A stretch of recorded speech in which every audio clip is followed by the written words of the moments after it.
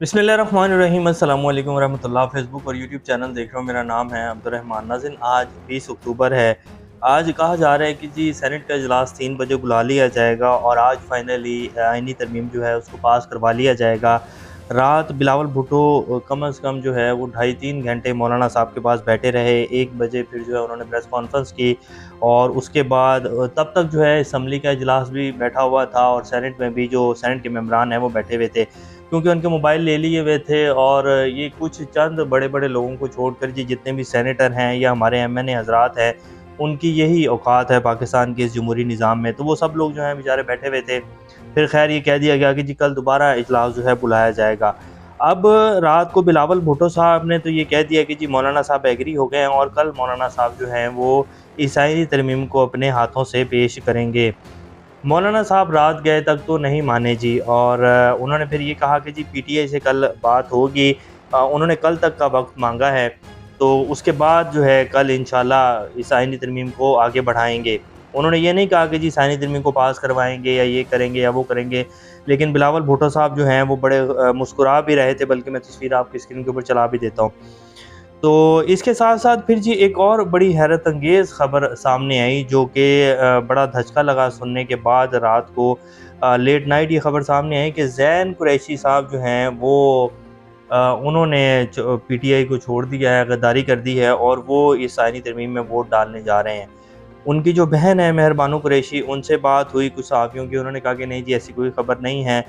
लेकिन ज़ैन कुरैशी साहब से अभी तक 24 घंटे हो गए, ना तो उनका कोई वीडियो पैगाम 24 घंटे तो ख़ैर नहीं हुए, सॉरी 12-14 घंटे होने वाले हैं, अभी तक उनका कोई वीडियो पैगाम ना कोई उनका बयान आया है कि जी ये सब झूठी ख़बरें हैं। लेकिन उनके हवाले से आया है कि जी वो कॉम्प्रोमाइज़ हो गए हैं। इसके साथ-साथ जो अब आज की ख़बरें हैं, और पीटीआई ने भी रात को अपनी सियासी कमेटी का एलामिया जारी किया, वो भी आपके सामने रखेंगे। क्या ये आईनी तरमीम हो जाएगी? अगर हो जाएगी तो मौलाना की शराइत के ऊपर हो रही है, तो फिर तो जस्टिस मंसूर अली शाह जो हैं वो चीफ़ जस्टिस होंगे। तो ये तमाम तरह अपडेट्स आपके सामने रखेंगे। इससे पहले अगर आप लोगों ने चैनल को सब्सक्राइब नहीं किया तो रेड बटन को प्रेस कर लें और बेल आइकॉन को भी प्रेस कर लें, ताकि लेटेस्ट अपडेट्स आप लोगों को मिलती रहें और ये जो हमारा ताल्लुक़ है ऐसे ही जुड़ा रहे। सबसे पहले जी एमएनए उसामा हमज़ा ने अपना एक बयान जारी किया, जिसमें उन्होंने कहा, जब ये ख़बरें चली ज़ैन कुरैशी साहब के हवाले से, तो उन्होंने उस बयान में कहा कि जिसने इमरान खान से बेवफ़ाई की वो कुरान पाक पर किए गए वफ़ादारी के हल्फ़ से भी बेवफ़ाई करेगा।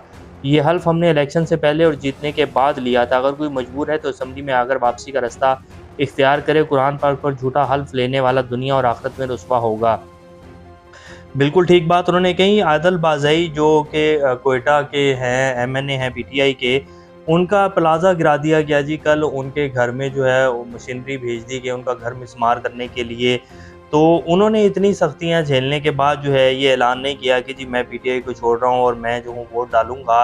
तो फिर ज़ैन कुरैशी साहब के साथ तो कुछ भी नहीं ऐसा हुआ। उनकी बीवी को जो है वो अगवा किया गया था, वो भी मिसअंडरस्टैंडिंग थी और थोड़ी देर बाद जो है उनको उनके घर वापस भेज दिया गया। तो फिर ज़ैन कुरैशी साहब के जो वालिद मोहतरम हैं शाह महमूद कुरैशी साहब, साल हो गया उनको जी। अगर उन्होंने जो है कॉम्प्रोमाइज़ करना होता तो फिर उन्होंने साल सवा साल की जेल क्यों काटी है? ज़ैन कुरैशी साहब ने पता नहीं क्यों ये सब कुछ किया है, क्योंकि अब 12-16 घंटे होने वाले हैं, उनका अभी तक बयान जारी नहीं हुआ और ना ही उन्होंने इस चीज़ की तरदीद की है। क्योंकि कल रात तो जो है वो बड़ी ख़बरें चल रही थी कि जी ज़ैन कुरैशी साहब जो हैं वो कॉम्प्रोमाइज़्ड हो गए हैं और उनको बारहा ये पीटीआई की क़यादत की तरफ से कहा भी गया था कि जी आप इस तरह आज़ादाना मत घूमें। आप जहाँ एमएनएज़ को पंजाब में और केपीके में जी 2 से 3 जगहें ऐसी थी जहाँ एमएनएज़ को जो है वो महफूज किया गया था, तो आप वहाँ आ जाएँ। लेकिन उन्होंने कहा नहीं जी कुछ नहीं होगा, कोई मसला नहीं है। और फिर रात को ये खबरें चलने लग गई कि जी वो पीटीआई को छोड़ गए हैं। तो बहरहाल अभी तक कोई चीज़ें क्लियर नहीं हुई हैं, ये अपडेट्स सामने आ जाएँगी थोड़ी देर में। जो है इजलास होने वाला है 3 बजे का कहा गया है, अभी तक टाइम को आगे नहीं बढ़ाया गया। तो पता लग जाएगा कि कौन-कौन से एमएनए जो हैं वो वोट डालते हैं अगर मौलाना साहब एग्री नहीं होते। अब आ जाते हैं जो रात को पीटीआई की सियासी कमेटी ने अपना एलामिया जारी किया, जब ये तकरीबन प्रेस कॉन्फ्रेंस हो ही रही थी बिलावल भुट्टो और मौलाना फजल रहमान साहब की।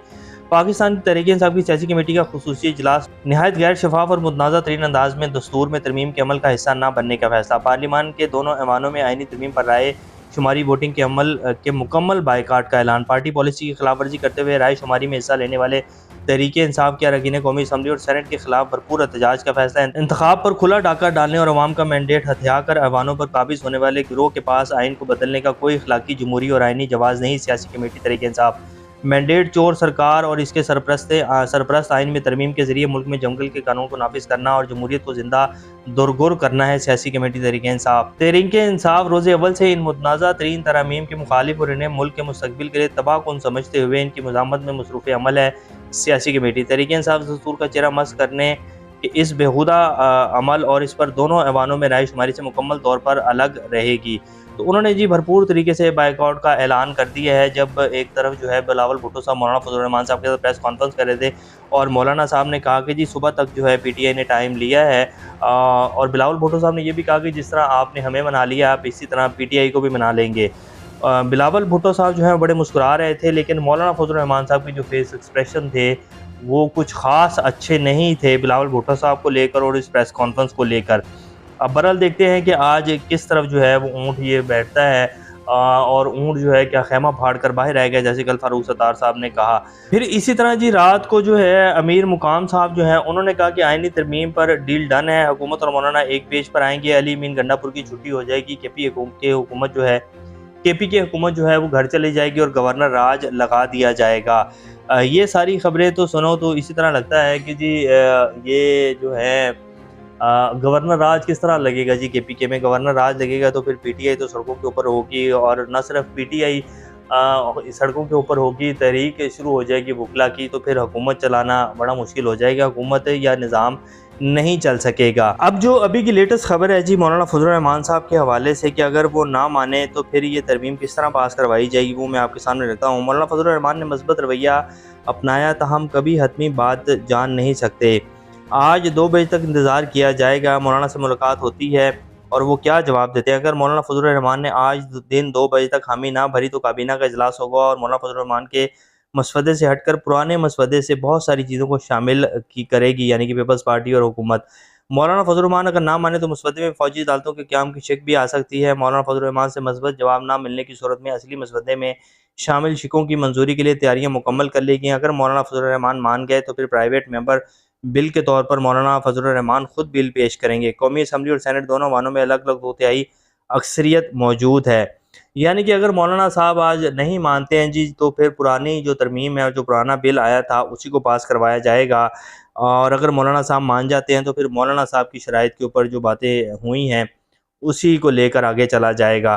फवाद चौधरी साहब कहते हैं कि जी मौलाना फजल रहमान की तजवीज़ करदा आइनी मसवदे में हाई कोर्ट के जज साहिबान की तकरीरी उनकी कारकर्दगी का निज़ाम वाज़ेह किया गया है जो दुरुस्त है। चीफ जस्टिस का तकर्रुर गो अब सीनियरिटी के असूल पर नहीं होगा, लेकिन 12 रुकनी कमेटी में 2/3 अक्सरियत चाहे जो ज़ाहिर है अपोजिशन के बगैर नहीं मिल सकती, लिहाजा चीफ जस्टिस मंसूर अली शाह ही होंगे। आइनी बेंच का तस्वुर बुरा नहीं, लेकिन अगर रूल्स बनाकर इनके बेंचेस में तकर्री के असूल तय कर दिए जाए तो फिर इससे भी कोई मसला नहीं होना चाहिए। चीफ इलेक्शन कमिश्नर के लिए तरमीम नामुनासिब है कि इत्तफाक़ राय ना होने की सूरत में वो ओहदे पर काम जारी रख सकेगा। इसमें 90 दिन की मुद्दत डाल दें ताकि नए चीफ और कमीशन की तकर्री हो सके। अभी तक इस तरमीम के लिए जो मारधाड़ और खौफ पैदा किया गया वो समझ से बाहर है।